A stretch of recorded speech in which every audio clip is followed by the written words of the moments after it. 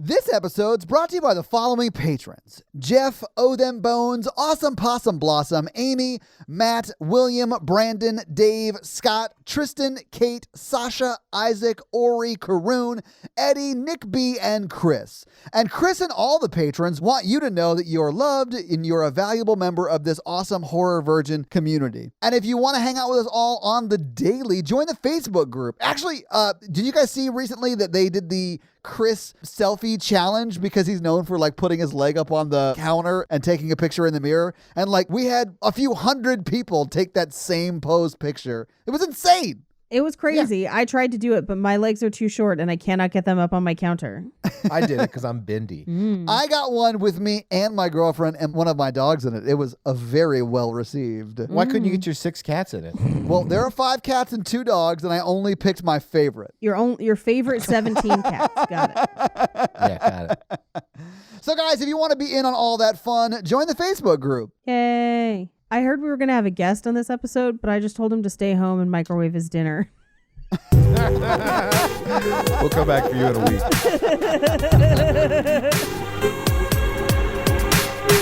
I would have really liked if instead of him being a psychic, it was just the Teresa Caputo, the Long Island medium with her clicky fake nails.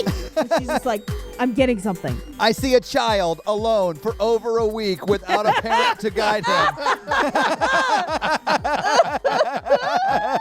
Thank you for tuning into Horror Virgin. I'm Paige. I'm Mikey. And I'm your Horror Virgin Todd, which means I don't like scary movies, but you guys make me watch them. And joining us this week, we have Chris Demarais from the Good Morning from Hell and Black Box Down podcasts. Yay! So thank you so much for joining us, Chris. Yeah, I'm excited. I watched a scary movie, which I don't do often. Yeah, I would love to be able to say that I don't either, because that used to be my life until we started this podcast, and now I watch at least one a week, and I hate it. Yeah. Well, at least your torture is pleasurable to others.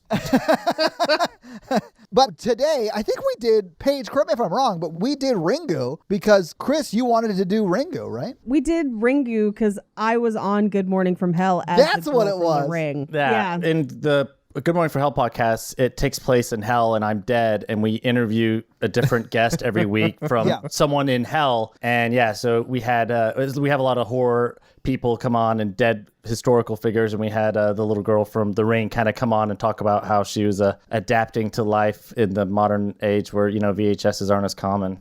And I lived in a well. Yeah, she still lived in the well. Yeah. I mean, if it feels like home, Paige, it feels like home. I get it. Yeah, I was paying rent by the coins that people threw in the well.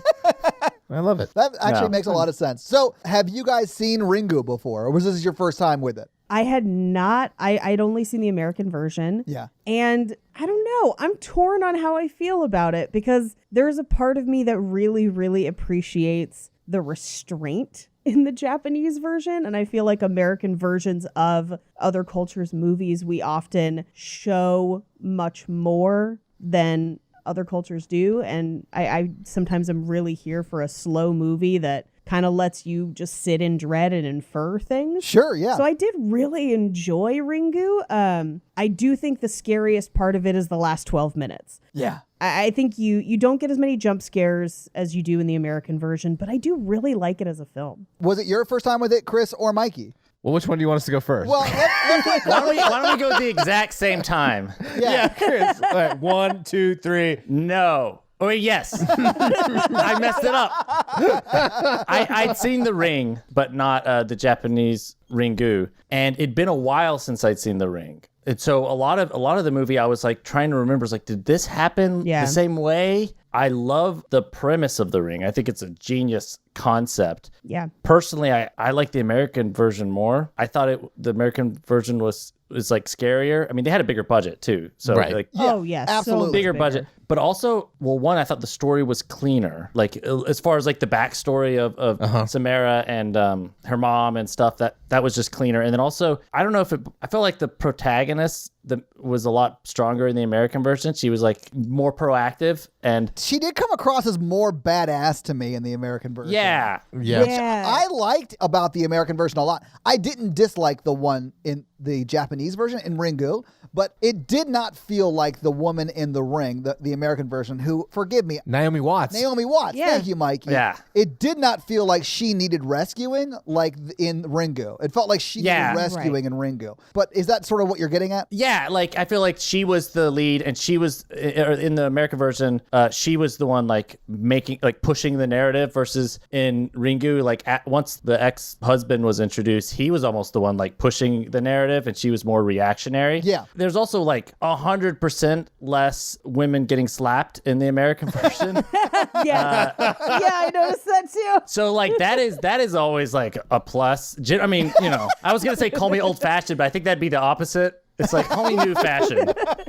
It was my first time seeing the Japanese version. It was and our first time. That's cool. I was going at it like it was like the original Grudge, where I was like, oh my God, is this going to be like 20 times scarier than the American Ju-on version? is scary as shit. We should do Ju-on at some point. So I just like sat here and I was like, it's just trying to ease me into like letting my guard down. But no, it wasn't as scary. A lot of the same points as Chris. I think the American version is scarier and like, kind of cleaner. I like the protagonist more. And the main guy in this one, the guy from Last Samurai, super nonchalant about this whole story. Him? Yeah, that was him. I was like, I recognize this guy. He was so like nonchalant about this whole thing. Like, oh, girl in a well, we'll just go get her up. Oh, like her mom had sex with a demon and now she was born and now she can like kill people with her mind? Yeah, it's a normal Thursday. I get it. That's fine. Yeah, I mean, like, I was like, this guy is super chill. Well, he also, at a certain point in this movie, is just like, so we're going to get to this well, and I'm going to hand this 98-pound Japanese woman buckets to dump out for hours. And I'm like, what are you thinking? And then gets mad at her when she can't do it anymore. I laughed so hard because I was like, he's like, okay, now take it up. I was like, his job is just to put the water in the bucket? Yeah, I was like, and he's getting mad at her for like being tired. It's like, dude, you're just like, you don't even have to stand. You don't have to carry your own body weight. Yeah. You're in water. You're like floating. She also, legit, that woman has not slept in days. The fact that she's walking is astonishing. Okay, also, here's my main grievance with the whole film. In the American version, they use CGI to what is that word? It's not twick. It's tweak. Tweak the faces of the victims to look grotesquely unhuman. Yeah. Yeah. They don't do it in the Japanese version, so they look like people yelling out like they said the secret word on Pee-wee's Playhouse. Except they do the photo negative of that person. But yes. Yeah. Like if they freeze frame people in Pee-wee's Playhouse saying the secret word, that's how they die. Yeah, I will say the Polaroid she has with the disfigured face was very scary. Yes, that was good. Yeah. That's a good one. But, and I think this is kind of just a difference between Asian horror films and American horror films, where American horror films want to show you everything.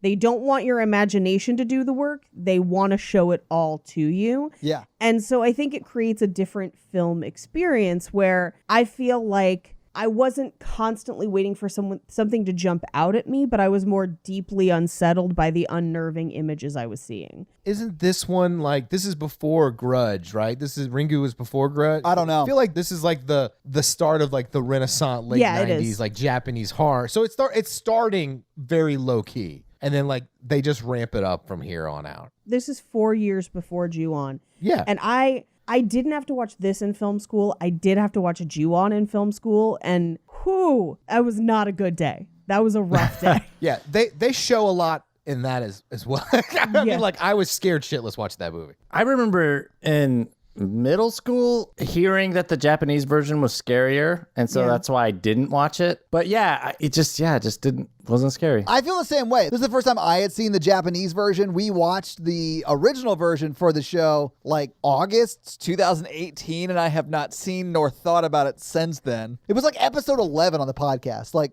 I'm the only host on the show that was around back then.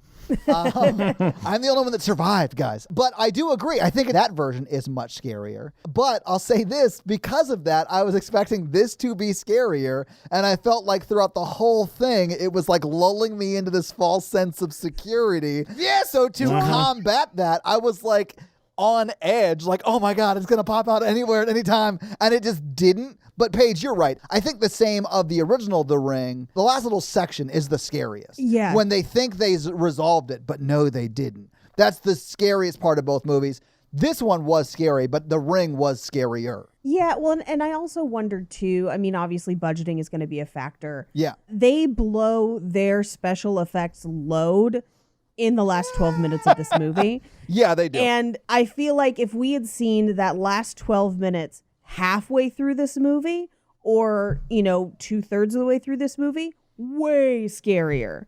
Because then you're just like, holy shit, that's what happens? Oh no. Because for the bulk of this movie, you do not know what happens if you don't essentially resolve the curse in the 7 days. That's until the very, very end. Yeah, we honestly have no idea. We just know people die, but that's it. In the American version, is the backstory that she was like a telekinesis child too? Yes. Peek behind the curtain. I'd only seen the first one. And when I was gonna do Good Morning from Hell, I went and researched what happened in all the others. I was like, I only know the first one.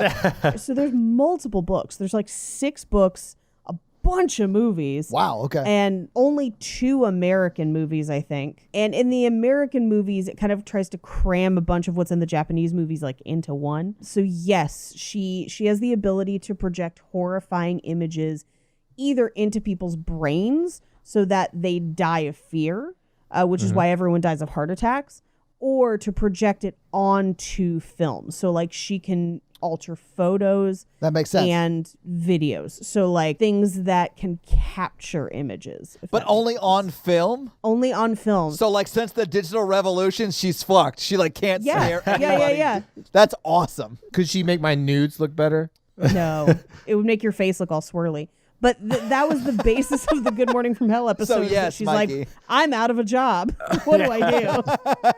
That's So great. yes, she is telekinetic in both the American and the Japanese versions. In the American version, only she's psychic. Like, I don't think her mom is. Right, yes. And she drives her parents crazy. In the Japanese version, it's like her mom was psychic, and then her daughter was even more psychic and also like more violent and evil, and maybe her dad wasn't human. Maybe, I don't know. That's just like a line of dialogue no one ever confirms. It's like, yeah, I mean, maybe she fucked a demon. Who knows? Like, oh, okay. I will say this is one thing I thought was a good, like, made it more unsettling and creepier plot-wise, was fact that in the American version, the mom kills her daughter. Yeah. Right. In the Japanese version, it's like unclear who her dad was. Maybe she was killed by her own dad, maybe not. But like the mom killing her daughter, she like strangled her in a plastic bag in the American version. In the Ringu, like the dude hits her with a stock sound effect, like donk. I have that in my notes too. Because I was like, I have this punch sound effect on a CD from film school. It's almost like the Wilhelm scream. It's like in every movie. if she had screamed, as she fell down the well.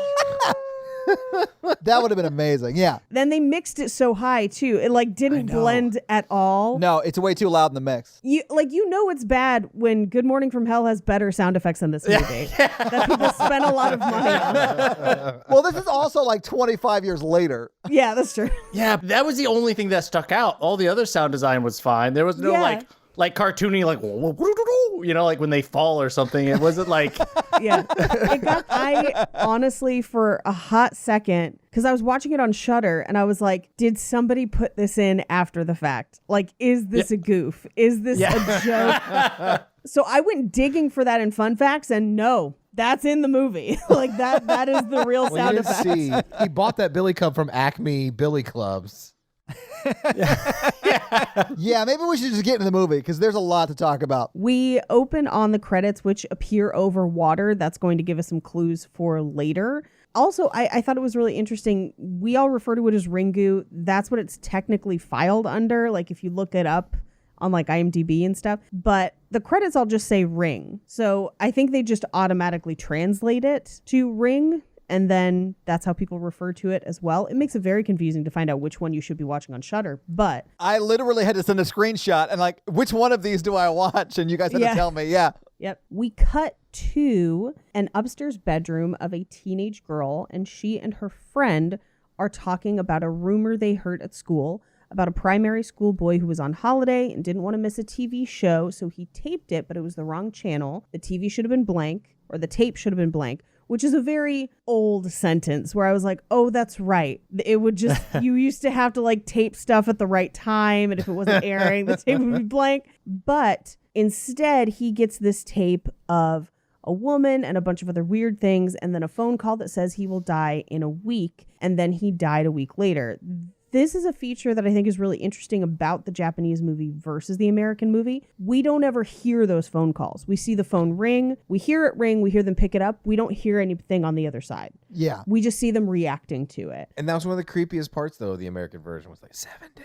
Yeah, it was 7 creepy. days. Because I would be like, 5 days? 7 days? Like, what are we talking about? What time, though? Like, I've got a thing. I can't miss it. So one of the girls gets kind of upset. Yeah. And we find out later that this is Tomoko. And she asks, who told you that? And she says, well, like, everybody at school is talking about it. And she was just like, who's everyone? And she was just like, I don't know, everybody. And then she reveals that she had a very similar experience where she saw a strange video and then they got a phone call. And they are now a little suspicious that they might be encountering what this story is describing. They thought it was a prank call, but it would be 7 days today. Yeah. It's ring, ring, and then it's, can we talk to you about your car's warranty? Like, damn, they're finding me everywhere. This movie does not work in modern times because I would be like, no. No, thank you. Thank you. No one would answer the phone. You would have to get a text that says 7 days. Yeah, but Mike, I don't think it matters if you answer the phone. I think you still only have 7 days. The phone call is literally just a courtesy. Well, Yeah. I mean, Oh, did yeah. they leave a voicemail? Just want to let you know. Yeah. This is You can call me back at any time, but also 7 days. Yes, or you can reach me at 666. That's it. Our country code is 666. yeah. Oh, man. And at first she kind of acts like she's joking, but then the phone rings and she is visibly scared. Yeah. And she looks at the clock on the wall. And so at this point we realize, yes, this did happen to her and she is worried and she is legitimately scared. So they run downstairs into the kitchen where one of them answers the phone, and it turns out that it's just Tomoko's mom. Yeah, because the baseball game that she was at went to extra innings. She's going to be home later than expected or whatever. Yeah. Right. And so they hang up the phone. Everything seems okay. Tomoko's friend goes to the bathroom and says, don't go upstairs without me, because it's dark and I think they're afraid in the house. Yeah. And so Tomoko gets a glass and she's pouring herself a drink when the TV turns on by itself. And it is the baseball game. Or is it? Or is it?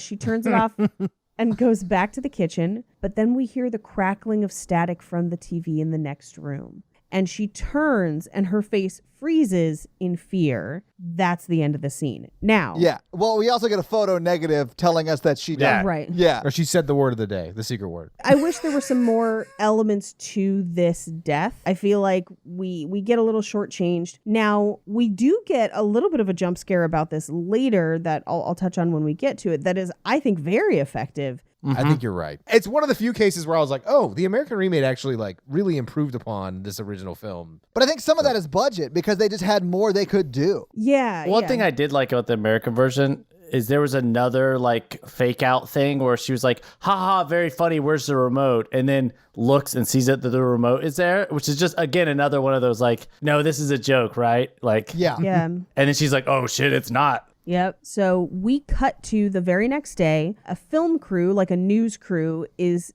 in a cafe talking to teens about the story. And all of the teens seem to tie the story back to this particular place in Japan called Izu, the Izu Peninsula.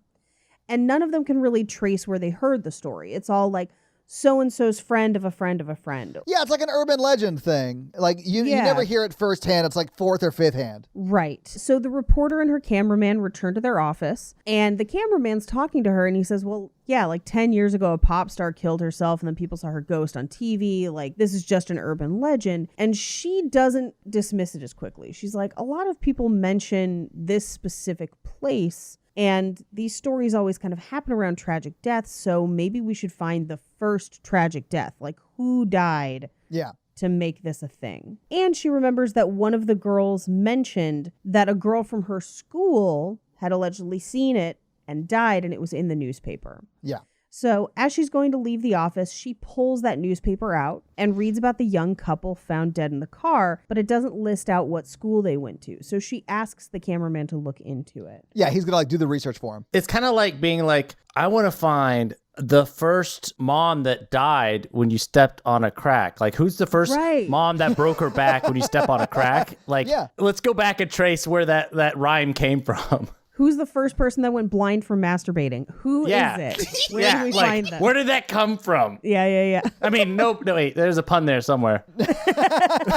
I also didn't quite understand what the pop star thing was about. Like, a pop star just killed themselves. So, like, for like half of the movie, I thought Sadako was going to be like a former pop star. I think that was their version of like Jesus in Toast, if that makes sense. Yeah.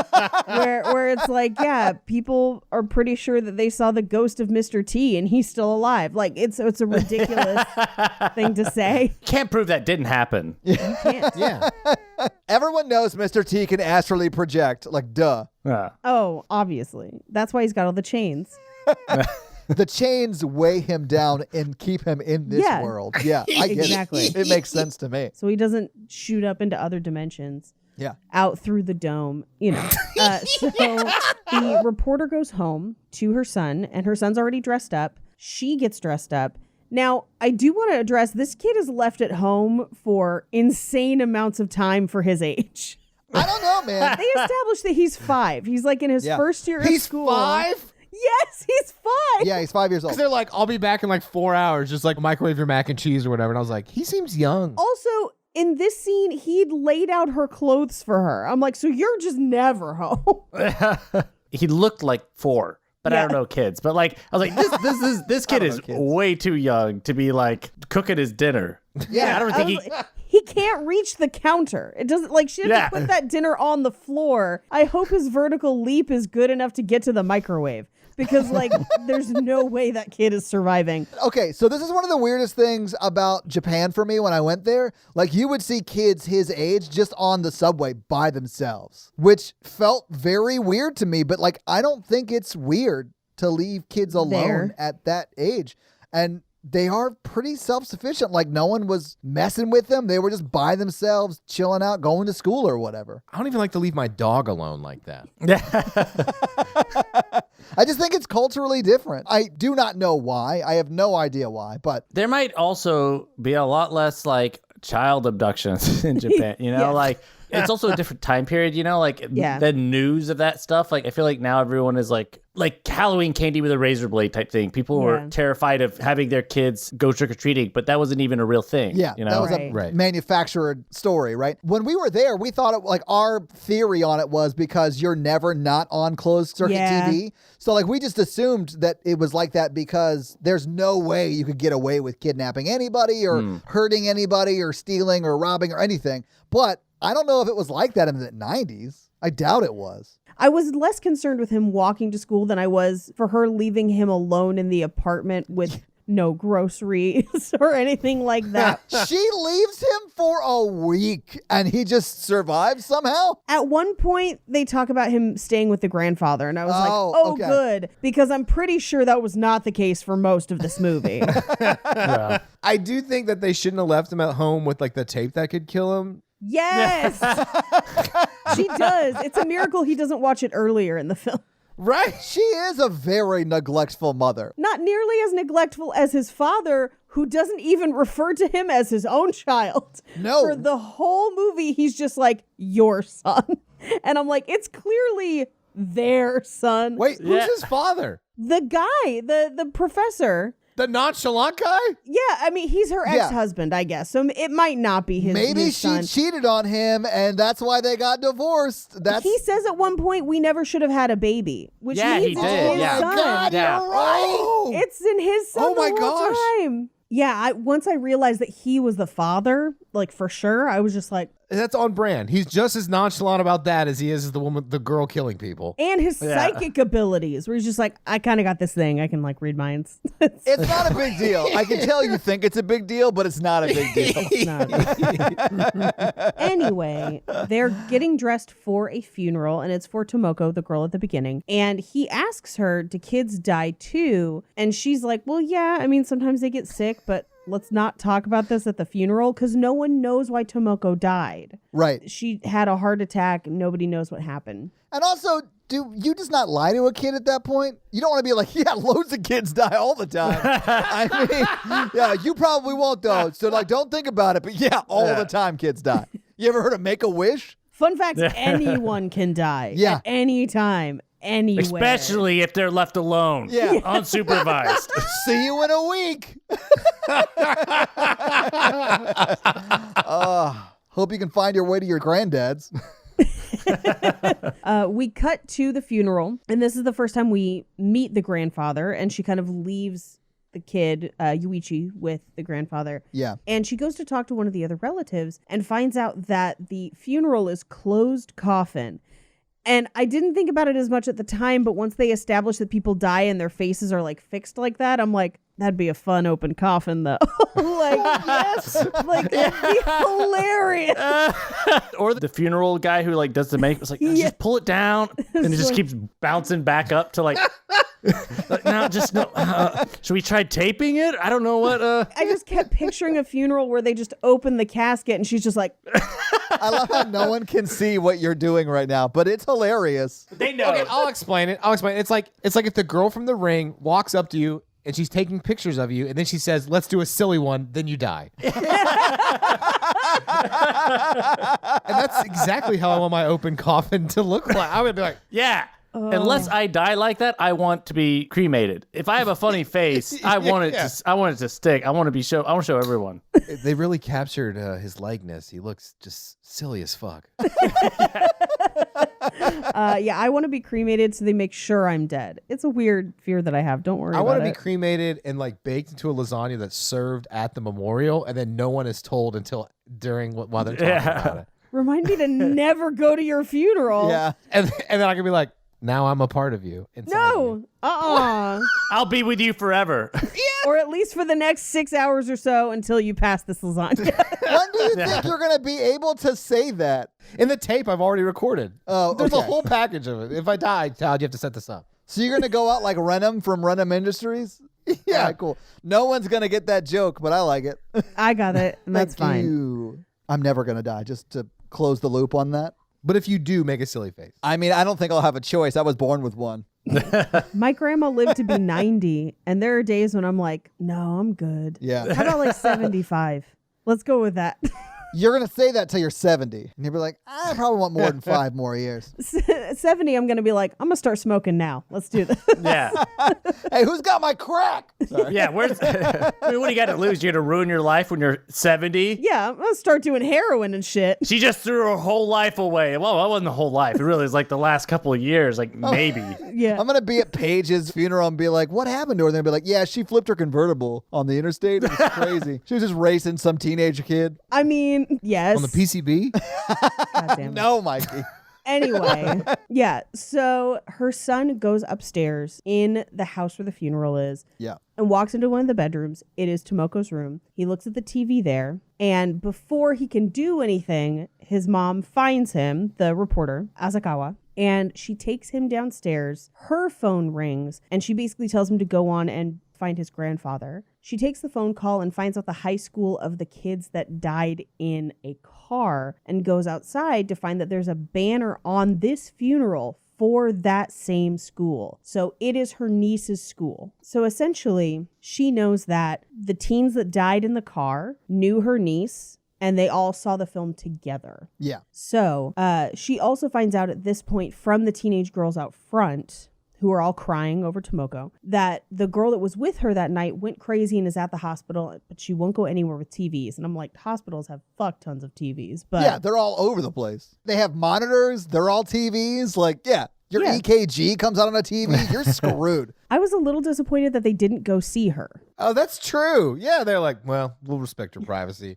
That's not an American thing. They did that in the American version, and they did it in the sequel in the Japanese version. I bet the sequel to this movie is really scary in the Japanese sequel. I kind of want to watch it now. I mean, it's also on Shudder if you want to watch it. I do not want to watch it. All right, well then next I mean, we week probably we're will doing at some- Ringu 2, Electric Ringaloo. So we cut to, she is at work looking at what looked like news footage. I mean, she works at the news station, so it probably is news footage. Yeah. Yeah, that makes sense. They just call it footage. They call it work. It's the paramedics recovering the bodies from the car. Yeah. And this is the first place where we see somebody with a face frozen in fear. And it is unnerving, but also still pretty funny. Still pretty hilarious.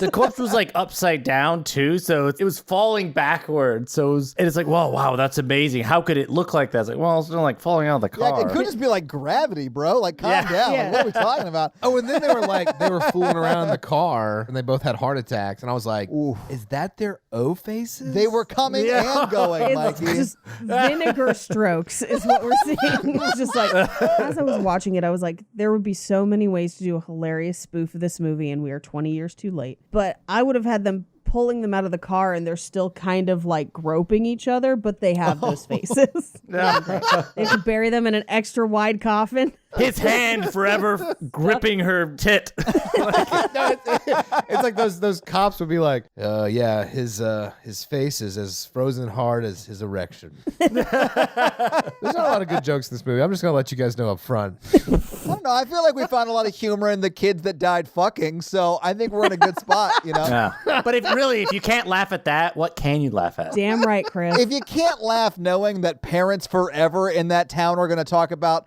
how premarital sex leads to death, what can you laugh about? That is what it's going to be, too, where Yes, it's like, 100%. she put out and look what happened. Yeah. Put her right out of her life. That's what happened. Do you guys want to hear a funny dating story from this week? It concerns me that you asked that question right after we're talking about someone having sex to death. But yeah, maybe we should hear the story, Mikey. Let me tell you about my life. Having sex to death is not a part of it right now. Well, I mean, that isn't that just dating in COVID? Yeah, yeah. I mean, just to lighten the mood, I will tell you that I matched with someone on a dating app and we were talking. Oh. And then she was like, do you not remember taking me out a couple years ago? Oh, Mikey. Yes. I love where this is. Go. And she was like, you took me to Jonathan's, we had drinks, you walked me to my car, we kissed, and you never called me. Oh, my God, Mikey. Did you say I was stuck in a well? I was like, I've been in a coma since then. You reap what you sow. I didn't remember. I still don't remember. I was like, I don't remember. I apologized. And I was like, oh, that doesn't sound like me. It definitely did. It definitely sounded like I was me. like, Mikey, it sounds like you. Let's be honest. That's a classic Mikey move. Are you going to take her out again? I suggest Jonathan's. It's a great place. We'll do it in a couple of years. Yeah. Anyway, next scene. Maybe that's why he never acknowledges that it's their kid. Because he doesn't remember it. He's like, were we married? I don't know. I remember this old sea demon story, Yeah. but I don't remember us being married at all. Oh, man. He's also clearly having sex with one of his students, so Well, that's a lot more clear in the American version. it's pretty damn clear in this one, too. Yeah. Anyway, Asakawa, the reporter, pulls up to Tomoko's mom's house, who is her sister, her older sister, I believe. Yeah. And her older sister is basically just sitting at the table in the kitchen while Asakawa just kind of walks around the house for clues. And she finds a receipt on Tomoko's desk for a Photoshop in Izu. And as she's looking at it, her sister comes in and just says, I found her dead in here, which is unusual because that's not where the TV happened. So she clearly tried to run, I guess. But they found her dead in the closet, frozen in fear. And we get a shot of it. Yeah. And I would say this is scarier than the kids in the car. 100%. I think it's way scarier than the kids in the car. Yeah, and it's really just like the jump cut to it that is scary more than the imagery. Like that jumpiness of it really scared the shit out of me. So Asakawa goes to a photo shop and gets all the photos developed. And they're the photos from the weekend that Tomoko spent with her friends in Izu.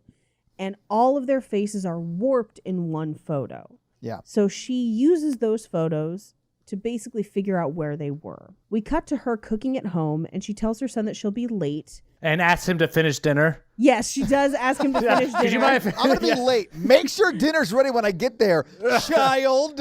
I mean, I started cooking when I was like 8. Yeah, so like 4 years after this motherfucker did? Yeah. Okay, cool. Okay, that's fair. He's like, I'd love to cook, but I can't math. So he says Tomoko saw the video and she flips out. She's like, where did you hear about the video? This is some high school shit. It'd be like if you walked into the kitchen and you were like, Mom, what's a hand job? And she's just like, how did you know that, 5-year-old? Who do we have to murder? So he leaves for school and we get a date at the bottom, Monday, September 13th. His mom, Asakawa, drives out to Izu and looks around what looks like kind of a campground and finds the cabin from the photos that she developed. Yeah. And she walks inside and everything seems normal. I thought it was insane that she could just walk inside this cabin without going to talk to anybody who works there. She just walks in. I assume she booked it. That's what I kind of thought too. We just don't see it because she does stay there. Did she like take a nap? She does take a nap and she does talk to the front desk as well. But not until afterwards. So I do think that she must have somehow booked it, but then we don't see her pick up keys. We don't see her do any of that. She just walks in like, this is mine. That's what I do with Airbnbs around town. I just go in there and just hang out. Yeah. What snacks do you have? What videotapes are in here? So she checks the VCR and the TV because there's a VCR underneath the TV and then there's the one in the TV itself. And she doesn't find any tapes. So she turns on the TV and flips through the channels. Nothing. She turns the TV off and it seems kind of like a dead end, but then she finds a notebook in the coffee table, which never really comes back. No, and it's so weird. It's like, I am fat because my mom and dad are both fat. And then that's it. Like, why was that left in the movie? This movie is edited so tightly. It's 95 minutes. Yeah. They chose to leave that in. Maybe they needed to hit 95 minutes and they're like, oh, we can't cut the notebook. We needed to hit our runtime. And then she laughs at the joke and I was like, is this a thing? Like, what is this? Well, and I half expected her as she flipped through the notebook to get to, because like the American version has the like drawings of the ring. Yeah. That doesn't really factor into this movie. And I was expecting her as she flipped through the notebook to get to creepy drawings, but then she doesn't, and then she just sets it back down, and I'm just like, no, it's still the creepy drawings of the rings, but they added arms and legs and was like, my mom and dad are fat. but they're just circles. They're just like one circle. Yeah, the belly is the ring. Technically, one circle, it can be a ring. Yeah. I mean, I'm just saying. Yeah, okay, fine. So she goes out to eat in a local restaurant, doesn't see anything suspicious. She stops in at the front desk to see if they have seen the teens that stayed there and if they left anything behind. And they do confirm that they stayed there, but that there was nothing unusual. And then she sees that there's a whole shelf of rental tapes and one of them is unmarked. They don't know what it is. They say someone must have left it. And so she rents it, I guess.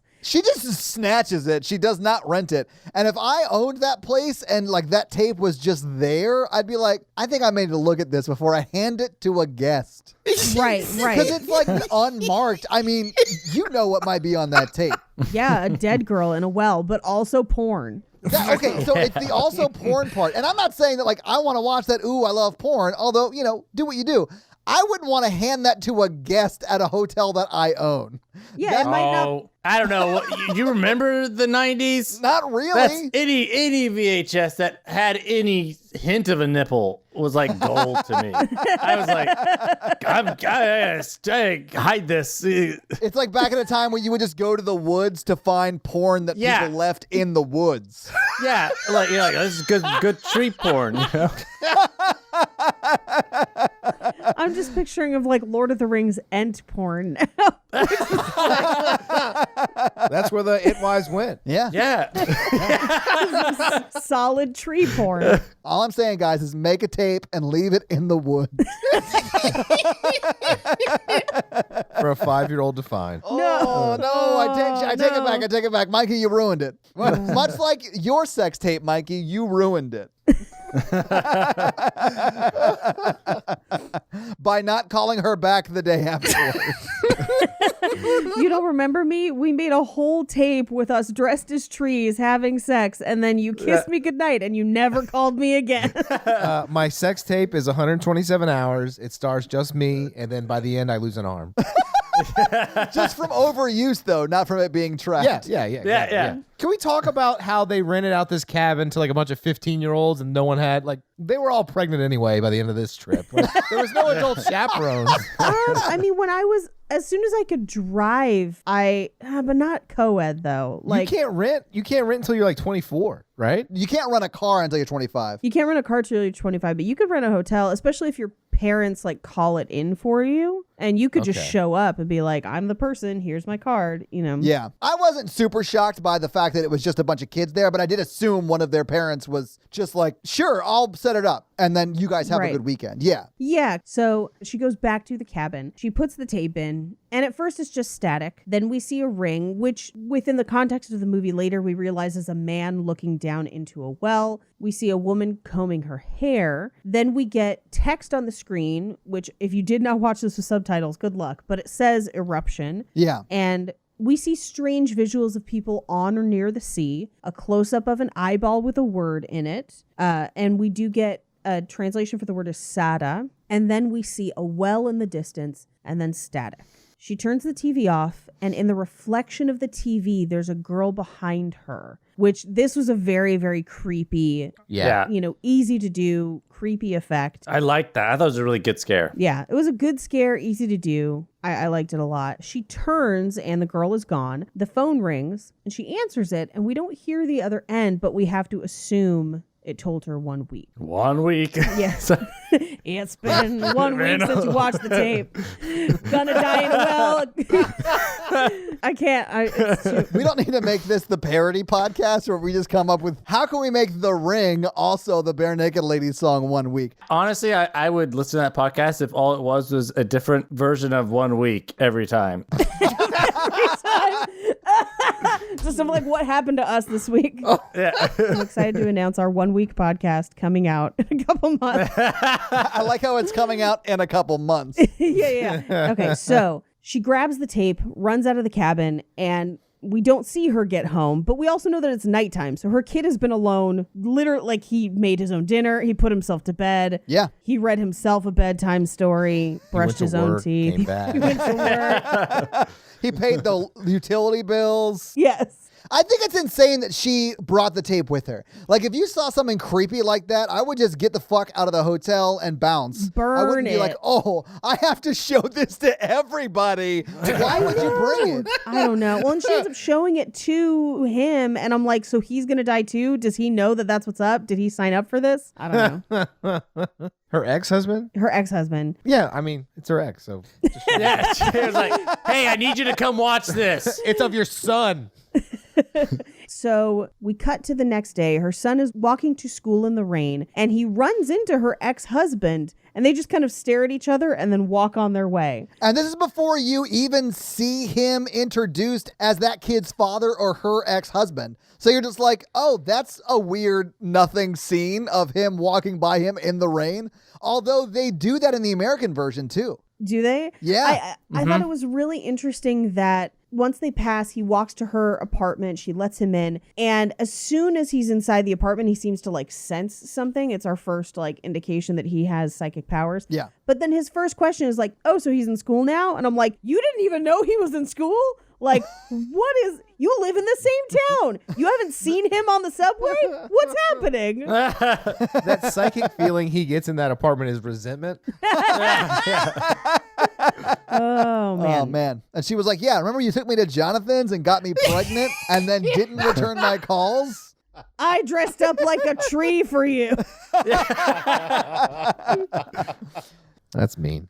The little kid looked like it was clear as a little kid dressing himself. Yes. The mom had nothing to do with his outfits. Like he was wearing those like the shorts and With then the the socks. that go all the way up? Yeah, the sock. It's like he's wearing tights. That little kid's wearing tights. I interpreted that as cultural, but throughout the Me rest too. of the film, he's just in very basic clothes. And so it was all stuff that I'm like, yeah, he could have picked that out himself.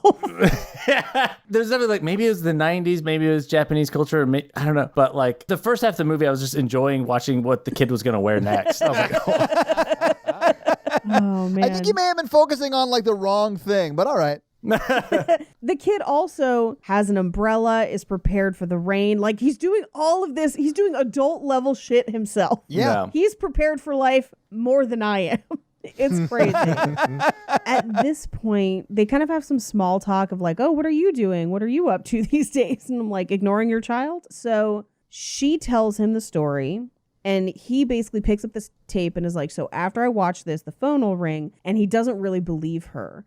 And so she gives him a Polaroid camera and just says, take my picture, hurry up and take it. He takes it and then he shows her. And the face in the photo is scary as hell. That Polaroid is freaky. Yeah. It is, yeah. Yeah. So he puts the tape in. She walks out onto the balcony. He knocks to tell her the tape is over. And the phone doesn't ring. I think the reasoning behind why it does or doesn't ring is not great and not fleshed out well in this movie. Because it has to be that cabin. And I'm like, but then how does it become an urban legend where the phone call is part of it? Yeah, that never made sense to me either. so that was one of those things where I thought when the plot line was streamlined and more clear, that was pretty muddled and also didn't really work as like a device for them to figure it out at the end. But yeah, it was a little strange. But they don't get a phone call. He asks her to copy the tape. She does. And she also checks on who stayed at the hotel. And there's no indication that anyone else who stayed at the hotel has died or has had any mishaps.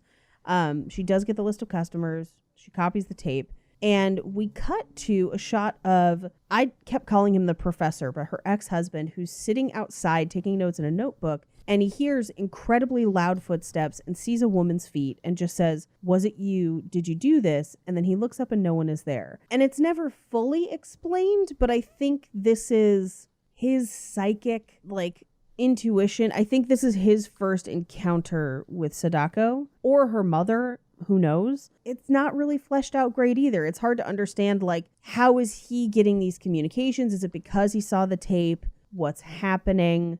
How is he communicating with them? What information is he getting?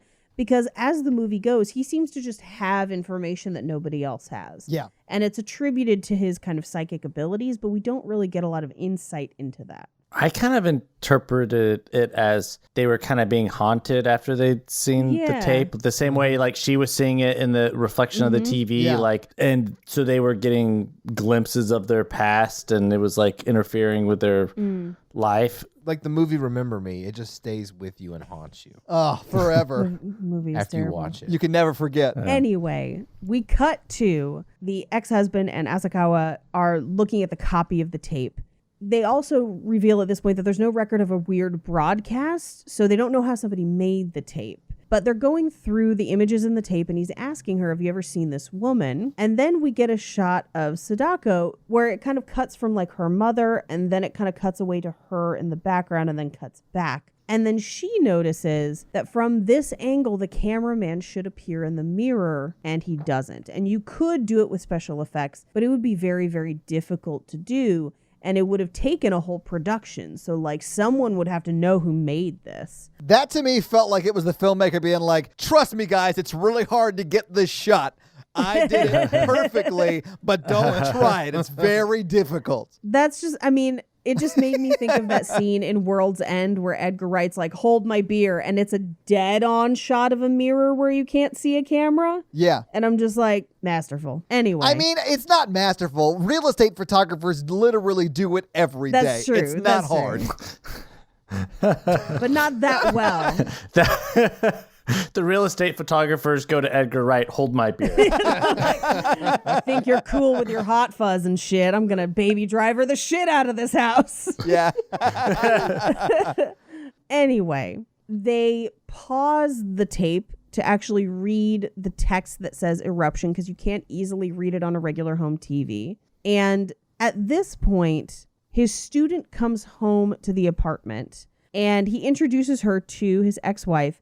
And it's very, very clear that the student is living there, or at least there frequently because they're sleeping together. And the student tells him, the publisher wants your essay. And he says, why did they tell you? And I'm like, oh, because they know. So it's like everyone knows he is sleeping with this student. Yeah, it's probably not even an open secret. It's just like open. They're open about it. They go to an editing room where they're moving frame by frame through the tape. And this is where they find the text in the eyeball that says Sada. And then he asks her, is your son all right alone? Which again, it's his son also, but also B, no. And she says he's used to it, which I think is her being like, yeah, well, if you were around, he wouldn't have to be. Because I'm certainly never going home to take care of him. But I've got tapes to watch. How dare you? I mean, I will say it's both of their responsibility. So don't come at me, but like someone needs to be watching that child. It's been 1 week since we saw our kid. He cleaned the house and he made all of his dinner. You're crushing it, Paige. You're crushing it. Thank you. So they go to the frame of the man standing by the water with his head covered, and they're listening to the tape slowed down, and they detect basically a phrase that's being said in the tape. Frolic in brine, goblins be mine. And they think that they recognize it as like a common saying. I didn't, but they did. And that's what's important. Yeah, I was like, oh, that's a bonkers common saying, but okay. Yeah. I mean, And he says he'll check on it tomorrow and see if he can find out where that saying comes from. We cut to her son walks home from school alone again. And he gets home and she's watching the interview that she taped with the girls in that cafe. And we get a date heading again. It's Thursday, September 16th. Yeah. The phone rings. And it's her ex-husband telling her that he found where that saying comes from, and it's linked to another island close by that had an eruption from a local volcano. So she then basically says to her son, I'll be home late, do your own dinner, and leaves again. so, and the kid's like, yeah, that's what I do every day, Mom! Yeah. Oh, so just a regular Thursday then, Mom? Thanks. Okay, cool. Oh, thanks. Thank you. We cut to them going through old newspapers and they find a news story, but it's from a long time ago, where it sounds like a local woman predicted the eruption. And her ex-husband's visibly uncomfortable. And she says, we only have 4 days left. We have to go to this island and talk to these people. And he says, why don't you stay home and stay with your son? Again, being like, it's your son. I'm like, also yours. So she and her son go to visit her grandfather, and we get a date heading that says Friday, September 17th. And they seem to have like a fun day. They go fishing. She puts him to bed. And then she calls her ex-husband, and he says that he talked to the people from that island, and the woman who predicted the eruption threw herself into the volcano. So he's going down there to talk to the people who knew her, whoever is still alive. And he says that he's going to call her back. So she turns, and her father overheard her having this very strange conversation. And she just is like, hey, it's work stuff. Don't worry about it. She tucks Yuichi, her son, in. She goes to bed, and then she wakes up and hears giggling. And she looks on the bed next to her, and there's a dark figure on the bed, but it is not her son. She turns... Didn't someone said auntie? Well, isn't she the girl who died at the beginning's aunt? Yes. No, you're right. Nailed it. And I was having to read subtitles this whole time, and I picked up on that. Well, which it does make sense as well later, because we find out that the presence that he felt in her apartment was Tomoko. Yeah. So Tomoko is still around, kind of haunting them.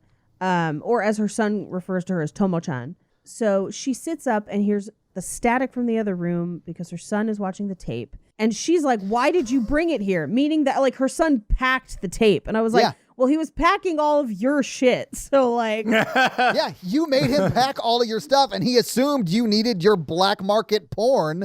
So he brought it with. He had no idea what was on the tape. It's not black market. It's tree porn. It's tree porn.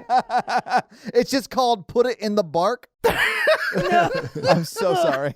What is the American version of these Of events? tree 'Cause porn? You got to count the cock rings.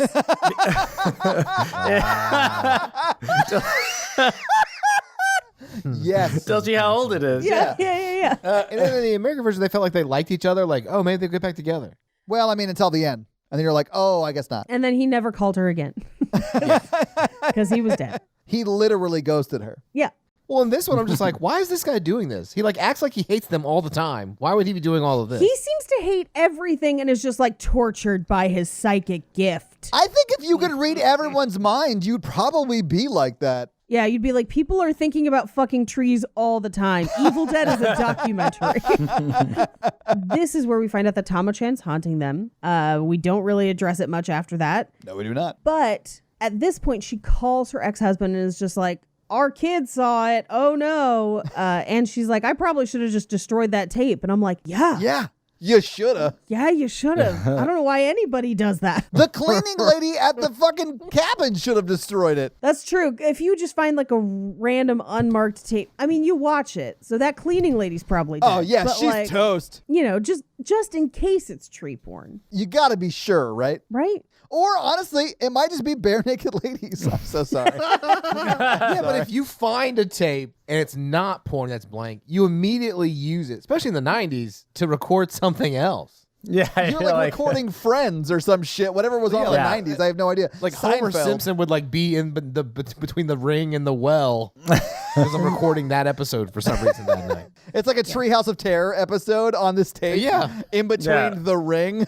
Yep. And this also is where on the phone she's like, where did the story even start? And he's like, I don't know, cultural phenomenon. Where does any story start? But then I'm like, you're about to find out where the story starts. Like, that's literally what you sent him to do. And also, he's psychic. He's the perfect person to figure this out. And he's like, I don't care. Yeah. He's Nah. very nonchalant about the whole movie. Yeah. Well, and it's one of those things where I don't think he believes it until they find out more. And then he's like, well, now I believe it. And I'm like, why though? Have you ever met someone with psychic powers who was like super skeptical though? No, it would be refreshing, honestly. At some point, he says, I only have 4 days as well. Like, he refers to it as if he's going to die too. Yeah, I think it's more just like, when does he start believing it's real? Because I don't think he does until he starts to find out the story behind it. I mean, or potentially when he's haunted. But I feel like their kids seeing it suddenly kind of like lights the fire under them. But Yeah. not as much of a fire as like the American version. They're just kind of like, yeah, I guess we got to figure this out now. At one point, the dad is just like, I mean, maybe we all should die. What? Yeah, he does. I mean, later he's just like, we shouldn't have had a kid. We don't like taking care of him. He's ironing all of our clothes. Maybe we should die. Maybe he was just like, oh my God, I'm a professor having sex with one of my students. Clearly, I deserve to die, and maybe you should come with me. So we get a date that says September 18th, and they meet their guide on the shore. And he tells them that there is a local family related to the woman who threw herself into the volcano, and they have a hotel. So he's booked them into the hotel for the night. It's like a traditional Japanese hotel. Yes. It's like a B&B, bed and breakfast. Sounds like a nice Yeah. getaway I otherwise, know, if yeah. not for the context. Yeah. I mean, I wouldn't take my ex-husband, but whatever. Yeah. I don't know. Maybe it's a way to rekindle I don't know. It's he doesn't even remember they have a child. Maybe she shouldn't be trying to get back together with him. So they drive past the volcano, they get to the hotel, and while they're in the car, he's kind of filling her in on the story, which we don't 100% know how he found it out. Like, it's one of those things where he's just like, turns out she was psychic and he was doing experiments and he was demonstrating those experiments. And you're like, when did you learn this? Yeah.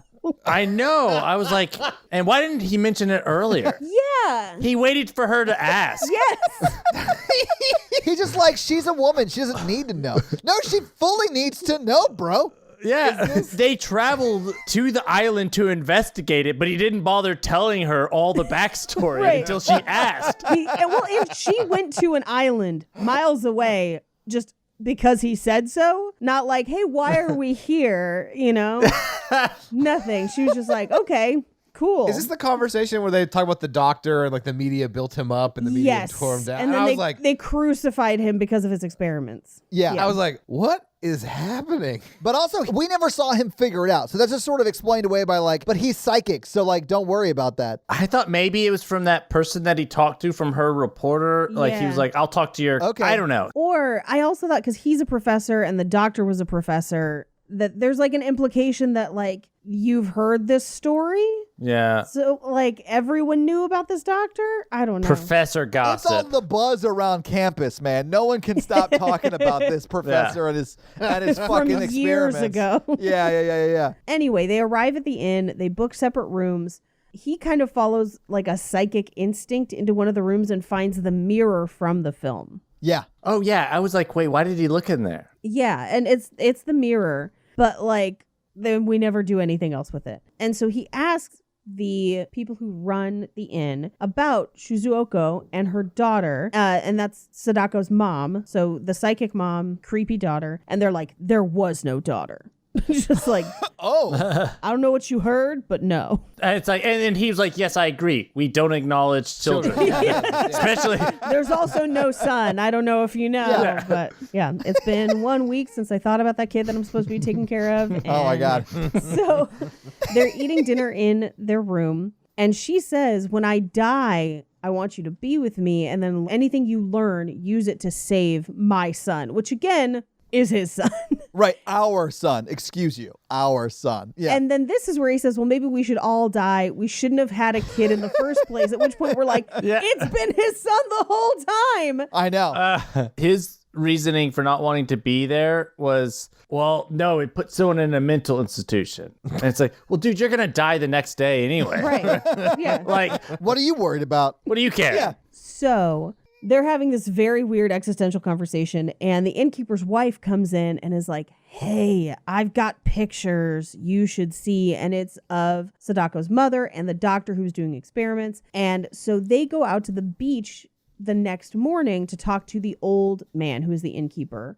And she's got 1 day, he's got 2, if that makes sense. Their week is almost up. And he tells them that they should head home. There's a storm tonight. And they're like, no. We came here for information. We're going to get it. And he said the fishermen hated her because every year they would lose fishermen to the sea. And then the ex-husband says, well, if you play in the sea, the goblins will come for you. That's where the phrase comes from. He says she could read minds. That would be painful. I know because I have similar abilities myself. And we find out that the doctor came to this town because the old man called him in hopes that they would profit off of his daughter's skills. Which again, I do not know how this guy is still alive if his adult daughter threw herself into a volcano 40 years ago. He would have to be like crazy old. I mean, he might be like 85 or something like that, which, Something. I mean, I think culturally they do live longer because they are healthier. Well, the other thing I thought is this a father or is this like an uncle or something that's not a direct that may have been younger? I don't know. That could be. Because they don't establish it as parents. I don't think anyone claims to be a parent in this movie. It was like, kids, what are those? So he grabs the old man and by touching him is able to like read his mind. And what's interesting is Asakawa touches him and then she's able to like see the vision as well. Yeah. Which is very unusual. He's able to pass the gift over to her, I guess. I guess. Yeah. No, that all checks out because when I was a kid, we had an electric fence,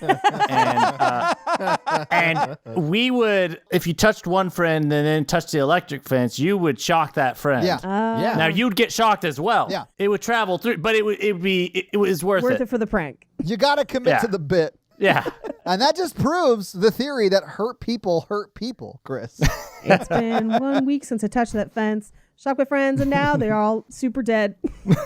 It's been 1 week since I watched the tape. Now I think in hindsight, it was a mistake. Now I'm There looking you for go. you in a well. Thinking, why am I here? You should be in hell. 3 days since I left my son. I realize he's probably dead, but he was no fun. Yesterday he'd forsaken me. But I'll copy the tape and skip the curse of the ring. Nailed it. You watched me struggle, Todd. So in the vision, they see that there's a demonstration happening and she's correctly predicting things that people are writing down without her seeing it. And they start to turn on her and they're basically like, how dare you? Like, you're faking it. You're trying to fake it. And as they start to get kind of in her face, she gets scared. and then one of the men drops dead with his O face. The freaky O face. Yeah. Like he saw the hottest tree. Then the mother says, Sadako, did you do that? And this is where we connect it to the video where it says Sada. So now we know there was a daughter. And the old man says she was a monster. And this is where we get the girl with the long hair. We kind of see some flashes of her. Yeah. She killed that guy with her mind. And she attacks Asakawa from within the vision and actually leaves like bruises on her arm. Yeah, she leaves a ghostly handprint on her wrist. Right. Yeah. It's like a hand hickey. Oh. Sorry. Oh, what were you up to last night? Sucking. Holding hands with a ghost?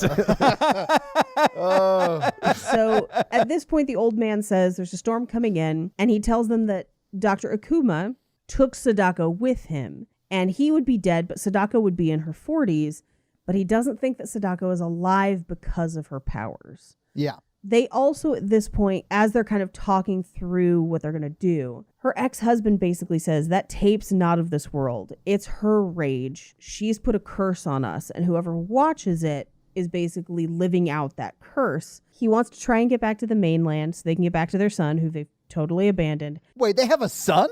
What? I don't remember one. They put the food in the thing that it keeps going in the bowl when he eats it. So it's fine. They have an automatic cat feeder? He's good. Just feed their son with? He's got some cornflakes. It's just like one of those giant hamster water bottles strapped to the side of the counter. He's fine. He's got his oversized running wheel. He'll be fine. They can't find a boat to take them there because the storm is too bad. I do love this because he's like talking to like the people on the dock and he's like, I need to get out of here. I need to go. And they're like, no. And then the hotel owner's like, did I tell you I also own a boat? I'll take you. Aha. And then he like reveals that he has a death wish. Like he's like, well, she's going to take me anyway. Yes. Yeah. And as they're figuring this out, she's trying to find out more information about them and where they went. And she realizes they must have gone to the place where she originally found the tape. If the tape is not man-made, it must be tied to where she is. I guess that's what this movie theorizes. So that's where they decide to go. They get in the boat with the man who has a death wish. And this is where they address why like the phone didn't ring at his house. It only rang at the cabin. So it must be connected to that cabin. Yeah. That was such a weird moment because the whole time I just assumed that because the ex-husband didn't like believe in it at the beginning, he just didn't tell her about the phone call because he didn't want to scare. So it's because it wasn't on screen. Right. We were just taking his word for it. Right. And so until that moment, I just assumed that there had been a phone call. I think it makes more sense if there is one because it doesn't necessarily impact the story at all. Like she's there, that's where the tape is. We don't need another thing connecting them necessarily. Yeah. And in the American version, they don't go back to the original place where the kid died, right? They have to go back to the well, I think. It's at the farmhouse where they live. They have like, so it's just, it makes sense because it's like still the same location that the family lived at. Yes. So the difference is in the American version, when they go to the place where the family lives, that's where the well is. Yeah. In this version, the original version, I should say, they go to where the doctor took Sadako. Yeah. To after the mom threw herself in the well. Right. Not the well, the volcano.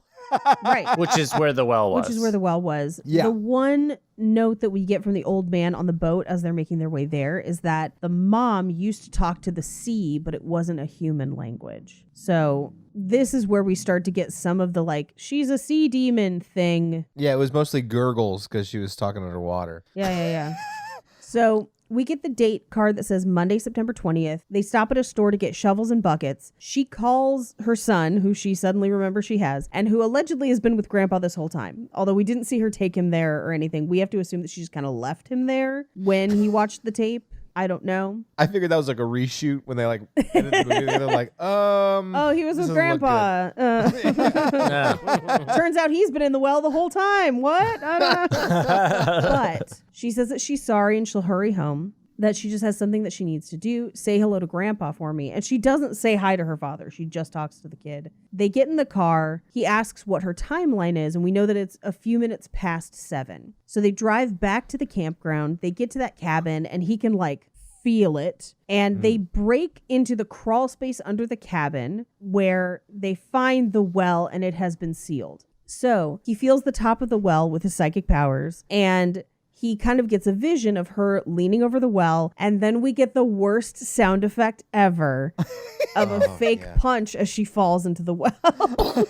So they push the lid off the well and they can hear what sounds like multiple people down there, but there's nobody down there technically. He offers to go down. He climbs into the well. It's fully gross, but we see her fingernails on the sides of the well because she tried to climb out. Which is pretty well done. I was like, pretty visceral, gross, but also creepy and scary. Yeah. Right. That's something I remembered from the American version, too. It's very well done. Yeah. Oh, wow. You're welcome, Mikey. They lower the buckets and they start literally like bucket train, like, what's the word I want to use? Like, assembly lining. Yeah, you want to say assembly line, but no, it's not that. They have It's two a bucket buckets. train.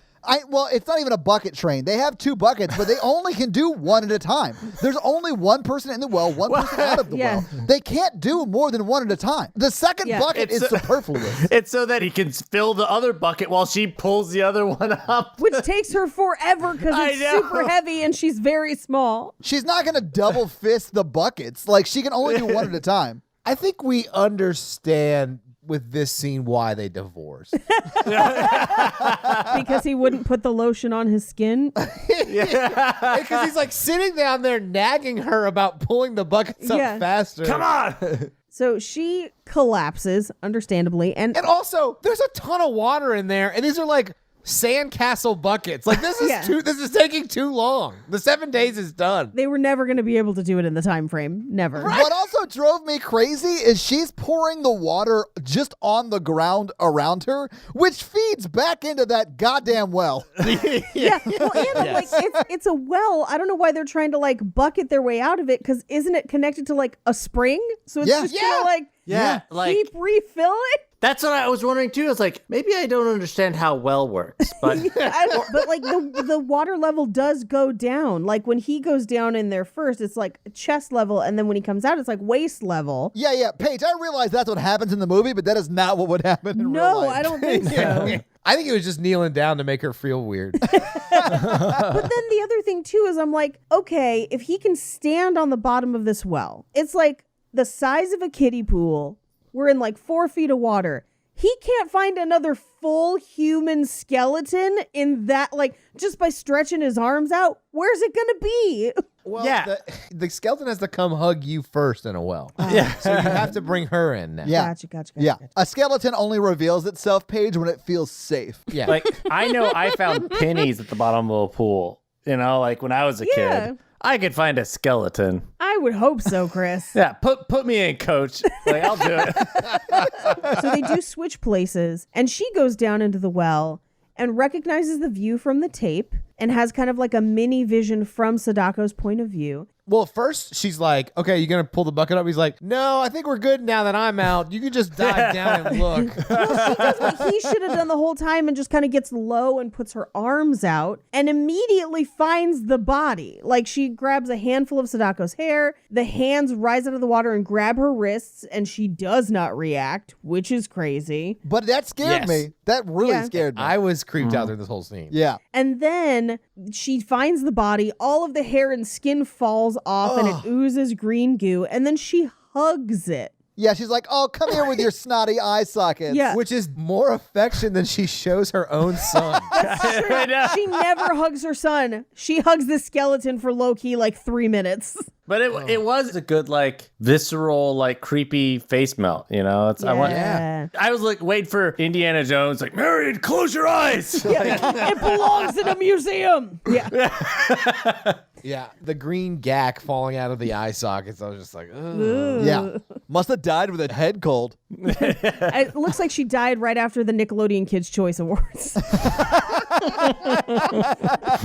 So they climb out of the well. It's past the time when she would have died. It's past 7:10. So they're saved. They call the authorities to retrieve the body.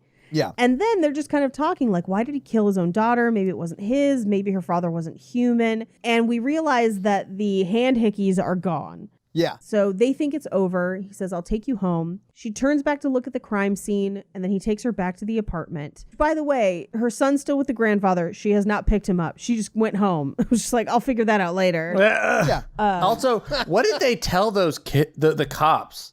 It did very much glance over all that because they're just sitting with a blanket and they're like, I guess we'll go now. These people don't seem to need us.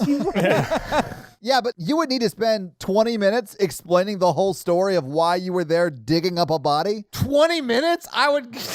The cops would have arrested them. Yeah. It would have been like, yeah, okay, yeah, sure. Yeah, you had a vision. And what was this about? A little, you drove out some island. There was a psychic. Yeah, okay, come with me. And we see that you booked this hotel, what, like about a week ago? Were you scoping out the joint? Casing this well? Oh my God, yeah, she buried that body a week ago, and now they're digging it out. She is going to jail forever. Yeah, you need that detective being like, if you match this up with these Child Protective Services open cases on her son, I think we've got a pattern here. It's been her daughter the whole time. She was just like, she was cooking for herself. I Is thought their she was first fine. child. Yeah. It's like, oh shit, we booked that cabin and left her there. It's just the original version of Home Alone, and the American version's way happier. Well, this took a dark turn. She goes home, she sits on her bed and watches the sun rise on the 8th day, knowing that she is safe. We cut to her ex-husband's apartment where he's working on his article, and he turns and looks at the chalkboard and corrects the mark that his student made. As he does that, Asakawa walks onto her balcony and we get a date heading Tuesday, September 21st. And her ex-husband, back in his apartment, hears a squeaking, screeching noise. The tape is back on. Yes, because he's single, and if you like it and you want it, put a ring on it. Oh, God. I feel personally attacked, Mikey. So he watches as the tape continues past where they've seen it end before, and Sadako climbs out of the well and walks towards the screen, and he's just screaming like, why? Like, we found your body. What are you doing? It drove me insane that he's tripping over everything in his apartment. Like, he put everything there. He lives here, and he has no idea how to navigate his apartment. And that's a personal attack. A personal attack. Do you not know where your own furniture is, Mikey? Yeah. I fall over stuff all the time. What are you, Dick Van Dyke? Like, why would you fall over shit in your apartment? Because I'm clumsy. Are you every final girl in a slasher in the last 10 minutes? Just like, Yeah. So as he's tripping over all of his own furniture, Sadako climbs out of the TV and crawls across the floor toward him. All of her fingernails are missing from climbing out of the well. I thought that was very creepy and well done. It is, The fingernail effects. Oof. And I thought the body movements super creepy. Yeah. This is the scariest part of the movie, and this holds up. It is scary. Yeah, the way they do that, though, is they, like, speed up the frame rate occasionally on her, so she moves in a very, like, mechanical way almost. It's very well done. I actually have notes on how they did it. Oh, no shit. Oh. Because they did a couple different things to make her look creepy and unnerving. Oh, nice. But she stands, he backs away, she advances on him, he crawls towards the door, and then we get a close-up shot of her eyes, and he dies with his face contorted in terror. Yeah. On the other end of the phone line, because he did pick up the phone, Asakawa hears it go dead. She runs to his house. The police are already there. And his student was the one who found the body. And she asks the student, did he tell you about the video? And the student just says, his face. Basically, like, that's all she can, like, it looked so hilarious. She's like, I've seen this face many times. Yeah. Usually it's on top, but this time. So Asakawa walks into the apartment and she's trying to figure out, like, didn't we lift the curse? Why was I saved and why wasn't he saved? And if he's not saved, then my son's not safe. And I just remembered that he exists. So she takes the tape out. She goes home to her apartment and collapses into her chair, defeated. And she's still trying to figure it out. And she sees a reflection in the TV, which very creepy. I love it when they do it. So creepy, yeah. And it's the man from the video in the sea pointing towards her bag. She looks at the tape and realizes that she copied the tape and showed it to him, and that's what lifted the curse. I thought it was her ex-husband. I thought it was too. Yeah. And I was like, even in death, he's telling her what to do. Like, even in death, he's like, come on. Go do this. Do this. How do you not know? It's so obvious, except it's not. We didn't establish this at all. Yeah, I just know everything. Yep. And someone get this napkin off my head. She drives out to her dad's house to pick up her son and calls them on the way. And basically she's telling them, like, you have to copy it and show it to someone else the same week. So it literally never ends. It spreads like a virus. And we have to infer that that's how she saves her son. But we get the final title card for dates that says Wednesday, September 22nd. And that's the movie. Was it inferred that she was going to make the grandpa watch it? Yes. And then he was going to have to copy it for somebody else. Or she was just going to let grandpa die. That's what I thought, where I was like, she's going to have the kid copy it and then show it to the grandfather and then just let the grandfather die and let that be the end of it. But then as she talks about it, she's like, it literally never ends. It's like, and so I'm like, so she's just going to keep it going forever?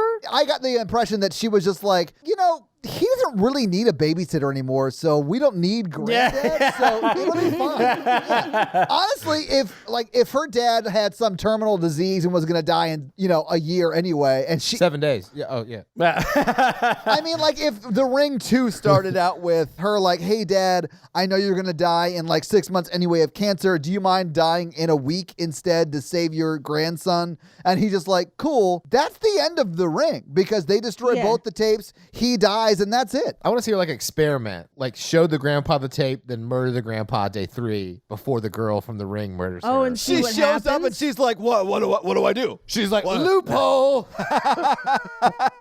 I liked it. I thought it was pretty. It was really creative, and I think The Ring is a very scary concept. Yeah, I honestly think this is an amazing foundation for what the American version became. And I do prefer the American version I think solely because they had more of a budget and they could dedicate more resources to it. But I do think it's a great movie. I hated the scary parts, but it's well done. It's very well done. Yeah, I think premise-wise it's amazing. And I do think the last 12 minutes of this movie are super scary. Yeah, I think premise great, and probably for execution at the time it was great, but I do think the American version is just scarier, and they cleared up so many things that were expository in this version or didn't quite make sense in this. It just cleaned up the narrative where it was cleaner and like you understood exactly what happened. It made more sense. I do think, and this also might be because I saw it way earlier and I'm also American, so I'm biased to that, You're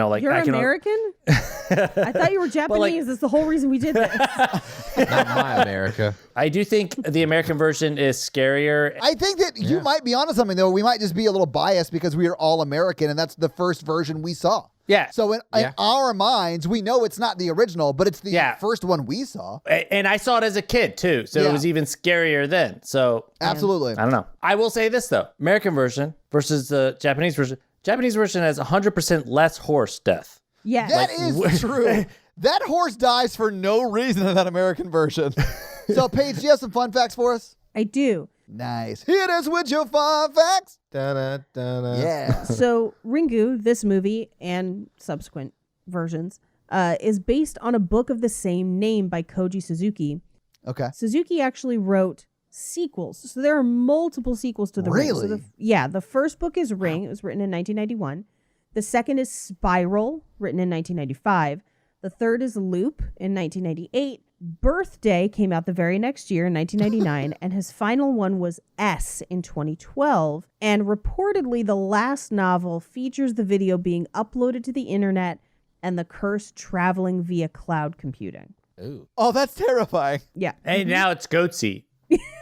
Oh, no. This lemon party, you got to see it, pass it to friends. He also wrote Dark Water. He's considered like Japanese Stephen King because he's responsible for a lot of their like horror stories that go on to be movies. And this actually isn't even the original Ringu because there was actually a TV movie first about 3 years before called Ringu Kazanban, which means Ringu the Complete Edition. So it's kind of like how there's the Shining TV series. Yeah. They have that for the Ring as well.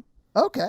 Yeah. The most famous one, though, is the one from 1998, which we watched, which then becomes the basis for the American film. The American film is based more on the movie than the novel itself. Now, fun thing about the Japanese version, it was actually released in tandem with an adaptation of the sequel in a ploy to try and generate more revenue. So it was like Ring 1, Ring 2 at the same time, but the sequel was made by a different director. And it's often referred to as the forgotten sequel. And it bombed. Oh, wow. Because no one saw it. They all saw Ringu. And they even went on to remake other sequels. And all of the events in this forgotten sequel are ignored by the later films. Oh, wow. Yeah. Is it that bad? I don't know. I think it just happened at like wrong place, wrong time. Different director, different vision. And it just it just didn't do well because they got released at the same time. Wow. And 1 year after this comes out in Japan, they actually make another version of it in South Korea as the Ring virus, all before the American version actually gets made. Really? Yes. That's and crazy. They also continued the Japanese Ring franchise in Japan for years after, and a lot of them never make it to the US. They never get remade. The most recent one is called Sadako 3D, but it was not as well received, even though when it was released, they did a huge viral marketing campaign. So there were just like hundreds of Sadakos walking around in Tokyo. Oh, God. No. I don't like that at all. Yeah, they had like a giant Sadako on like a Pope Mobile car that they drove around the Capitol. What? They even had Sadako throw out the first pitch at a baseball game. Oh, I did see that video. And it's on video too. You can watch it. At the time, and I believe still currently, Ringu is the highest grossing horror film ever in Japan. Wow. Yeah. And when it was released on VHS in England in 2001, because it takes time for things to get released other places, the back of the VHS box was actually labeled with a disclaimer that said that the distributor was not responsible for any injuries or fatalities that may occur during or after the viewing of this video cassette. That's so cool. It's kind of Blair Witchy a little bit. Yeah. That's great. I love it. I love it when people do that. Sadako probably seems like a new concept or premise to most Westerners, but she mirrors a lot of common Japanese ghost stories where she is a vengeful spirit. And they're often represented in a white burial kimono, usually with white face paint and unkempt long dark hair. They are usually depicted as women, often returning from the dead to exact vengeance on those who have wronged them in life. And so in the film, she's actually played by a kabuki actress, like an actual traditional kabuki theater actress named Ringu. Wow. And to achieve those jerky movements, they actually shot the entire sequence in reverse and then played with the speed of the film. Yeah, that makes Giving sense. her the kind of freaky walk. Yeah. And the shot of her eye at the end of the film was actually not the actress's eye, but a male crew member because he could roll his eye back the way that they needed for that shot. But this brings us to our most interesting fun fact. Did you know that The Ring is based on a true story? What? No, I don't like that. So in 1910, when spiritualism took hold in Japan, a man named Tomokichi Fukurai, who was an assistant professor of psychology at Tokyo University, began experimenting with parapsychology using a woman named Chizuko Mifune and a couple others as subjects. And he published his results of the experiments that he was doing and alleged that Ikuko Nagao, one of his subjects, was capable of telepathically imprinting images on photo plates and film, which he called nensha. But when journalists found irregularities in their results, they attacked their credibility, and there was speculation that her later illness and death was actually caused from the stress of being discredited. But that didn't stop him from publishing a book called Clairvoyance and Thoughtography 3 years later. But the book ultimately didn't do well. It was criticized because it didn't really have any sort of real science in it. And he was forced... And it was killing people. And it was killing people. So like Dianetics? Yeah. He was forced to resign from the university in 1913. So the story of the professor in the movie is based on this actual guy. Oh. Okay. And those are our fun facts. Well, thank you for those fun facts, Paige. Let's talk some box office, which I don't have a lot on, but what do you guys think the budget was for this movie? Remember, it came out mid-90s. I think this is pretty low, especially because it's foreign. There's not a lot of special effects in it. It's almost all practical effects. Yeah. A lot of phone calls. A lot of phone calls. That you don't hear the other side of. And those are the cheapest kind of phone calls. Yeah. Yeah, just pick up a green Fisher-Price phone and talk into it. Did you notice that? It does look like a I was like, Fisher-Price phone. that's not a real phone. Yeah, the green one? Yeah. Yeah. I had that as a kid. She was like, what do we do? And it goes, the cow says, moo. 7, as in 7 days in a week. So, yeah, what was the budget, you think?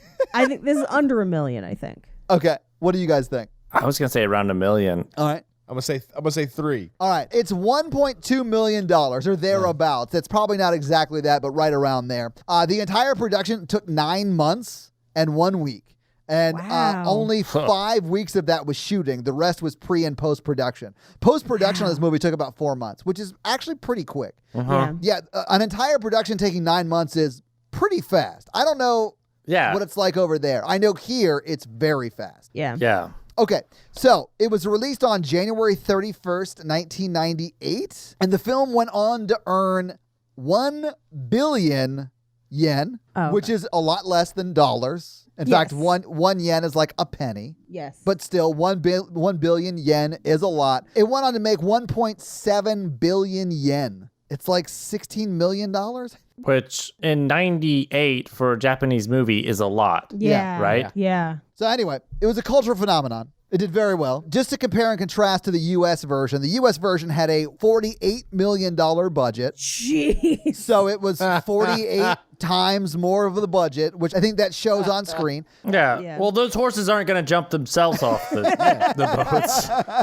It went on to make $129 million in the U.S. and then another $119 million internationally for a total of $248 million. So it made a lot of money as well. So that's your box office. Let's do scary scale, Mikey. All right, scary scale, everyone, is a scale 1 to 10 of how scary we found the film when we watched it this time. Our 1 example is Ghostbusters, and our 10 example is Texas Chainsaw Massacre. We'll start with Paige. I think I'm going to give this a 2, and it's largely for that last 12 minutes. Yeah. Okay. Chris? Yeah, it was like a 2 or 3, 2. I'm with you. Yeah, I'm going to give it a 4 because it was very scary and atmospherically it builds very well. And I was very uncomfortable a lot, but it's not super scary. I do think the American version is way scarier. Yeah. Okay. I'm going to give it a 1 because I wasn't super scared. And you're dead inside. You're Ghostbuster scared? Yeah, I'm Ghostbusters scared. I was like, this is Bill Murray scared. They got some eggs cracking on the counter scary. I was scared of being scared, and that scared never came. And then she hugged that skeleton, and I was like, okay, this is Ghostbusters. And then Mikey was like, Sadako makes me feel good. So yeah, that's your scary scale, right, Mikey? That's right. All right. So Chris, thank you so much for joining us here on The Horror Virgin today. Where can people find more from you? Well, they could listen, if they like horror stuff and Paige, they could listen to Good Morning from Hell, wherever you listen to podcasts. Or if they like plane crashes and more true crime stuff, then they can listen to Black Box Down, which is a podcast where me and a friend, or mostly my friend, breaks down plane crashes and how they happened, why they happened, and what was done to change them. And I ask all the questions because I know nothing about how planes work. It's super fascinating. It's one of those things where like you wouldn't think it would be as addicting as it is, but we listened to like 5 or 6 episodes in a row the last time my husband and I had to go on a long drive, and then we're like, thank God we don't have to fly for a while because of pandemic. Oh, so where can they find you on social medias? Just at Chris Demarais, ChrisDemarais. I'm on there pretty much everywhere. Awesome. Yeah. Well, thank you so much again for joining us today. We appreciate it. Yeah, thank you for having me. Yeah. So this week, you guys made me watch Ringu, and I hate you both for making me do that. What are you guys making me watch next week? We're not making you watch it. The Oh, that's right. listeners are making you watch it. They have chosen the movie Oculus. Ooh, I've never seen it. I have never seen it either. There's I've a not seen first it for either. all three of us. Oh, I wish we could watch it together for the first I know. Ugh. I know. I'm scared and excited at the same time because I think this one might actually get me. yeah, I think this is going to be very, very scary. Everyone says it's very, very scary, and there's a redhead in it. It's Karen Gillian. I am excited. It's going to be great. All right. So, guys, your homework next week is to watch Oculus because you all made us watch it. Yeah. So, Mikey, do you have a review for us to read? Soon. Well, while you're looking up a review, let me tell them how they're going to have their review read on the podcast, and that is to leave us a 5-star text review, and that way Mikey will read it on said podcast. So, Mikey, who's you going to read this week? Take your time. We're getting weird ass review. Okay, I've just scrolled through 3 reviews, which is basically like really specific personal stories, and it's so bizarre. Do you want to read one of them? Just because that's like what we're doing right now? I'm gonna read DJ Charles Grodin. Nice. He wants me to read it in a skeleton or a surfer dude. I don't know what a skeleton's I was accent. hoping you'd pick skeleton. I just don't know what that would sound like. Okay, I'll do skeleton. 'Cause It'll that probably sounds sound dumber. Italian because that's where they normally go. It's a skeleton. And then people are going to send us more messages about how you're evil to Italians. Yep. That was a review. That Oh, was was a 1-star review. Yeah, we got a 1-star review saying Mikey was racist towards Italians. It was me. It's a me, the reviewer. I'm sorry. Okay, I'll do a skeleton, which I guess will just be like in between. I'll just read this because my voice hurts. Great. I'm sorry, DJ Charles. Seeing signs in theaters when I was 8 years old was one of the scariest times in my life. Oh, I'm sure it was. Not only did the movie make me cry out of fear, but when it was over, my dad was unusually quiet on the ride home. Oh, no. He didn't even slow down driving past our house. Um, Dad, you missed the house. I don't like this. Silence from the pastor familias. I don't like where this is going. 45 minutes later, I was convinced my dad was an alien and the whole time and was taking me to his spaceship because he knew. Then we pulled into the smallest church in the 48 states and he's dad again. He's like, "Isn't this cool? I just wanted to show you guys this." It was me and my brother. Nightmares for years. I'm still not sure my dad isn't an alien. Dang. Your dad is 100% an alien. Thank you for Or telling a us. serial killer. Like, that is an insane thing to do. Where is he? I've got a jug of water with his name on it. Let's do this. And he also says, Michael Showalter plays Lionel Pritchard in the recruitment office. Exclamation point, exclamation point, exclamation point, exclamation point. Yes, he does. Yes. Okay. I do love Michael Showalter. So, I mean, I have a similar story. When I saw signs in theaters, my brother drove, and when we drove back, I wouldn't let him drive on the side of the interstate that was closest to the trees. Okay. That's a story he reminded me after that episode came out. Is it because you were That's funny. sexually attracted to the trees and you didn't No. really know how to put this No. into? No. You found a VHS tape with tree porn? Yeah. Ooh. You wanted free porn and now you've got tree tree porn. porn. Ooh. All right. Well, guys, if you want to have your review read on the podcast, leave us a 5-star review with some other family secrets that we can divulge.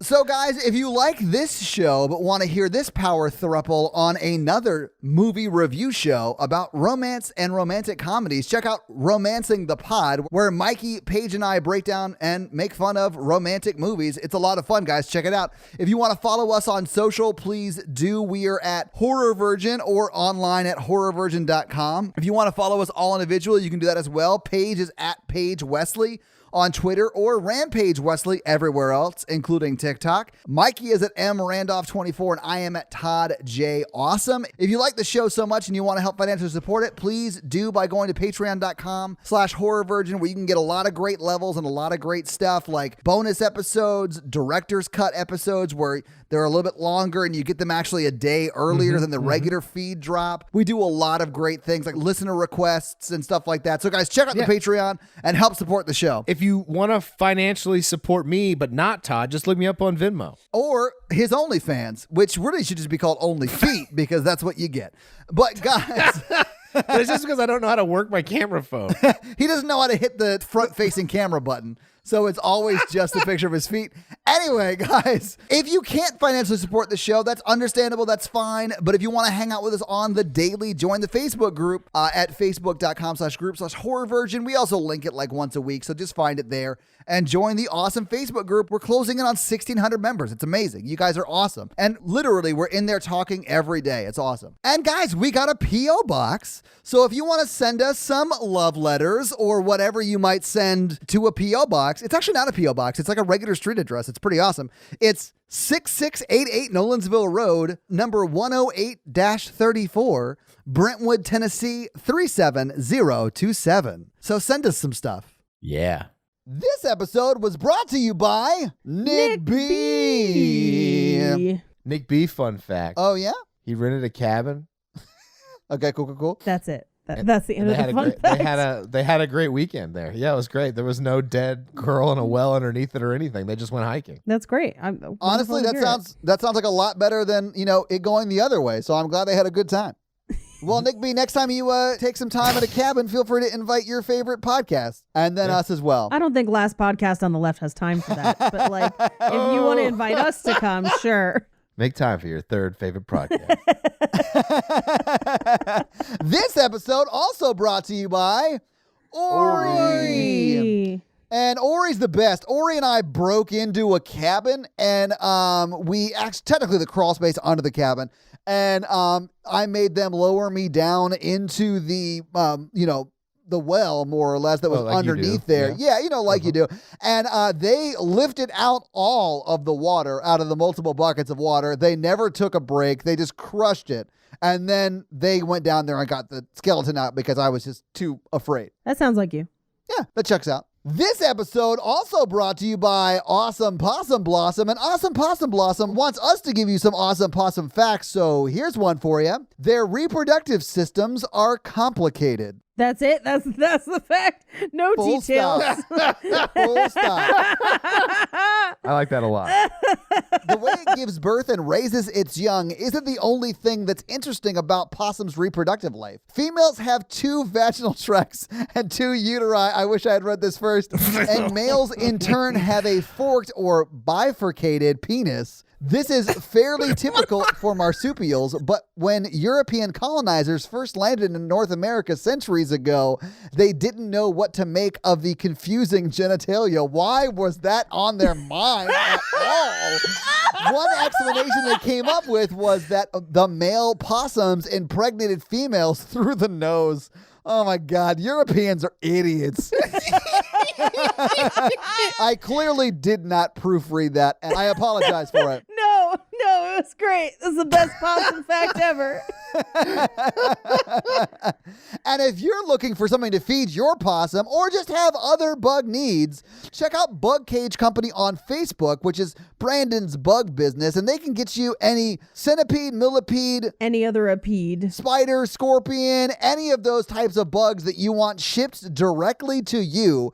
They can drop ship you some bugs. So get on it. Go check out Bug Cage Company on Facebook. This episode's also brought to you by Jeff. And Jeff wants you to check out his podcast on the show Jessica Jones. It's called Kissing Jessica Jones, where once a week they break down an episode and I'd assume talk about in what scenes they would kiss Jessica Jones. Which is all of them. Right? I think it would be every scene. It is Kristen Ritter. Obviously with her consent. Yes. Yeah, clearly. So guys, check out that great podcast. We now return you to another sexy episode of Oh. The Patreonicals.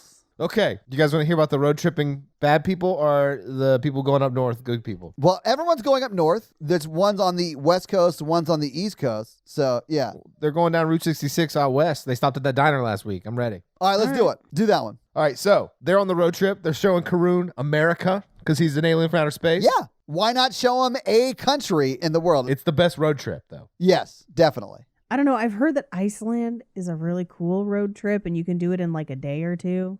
I hear it's real niceland.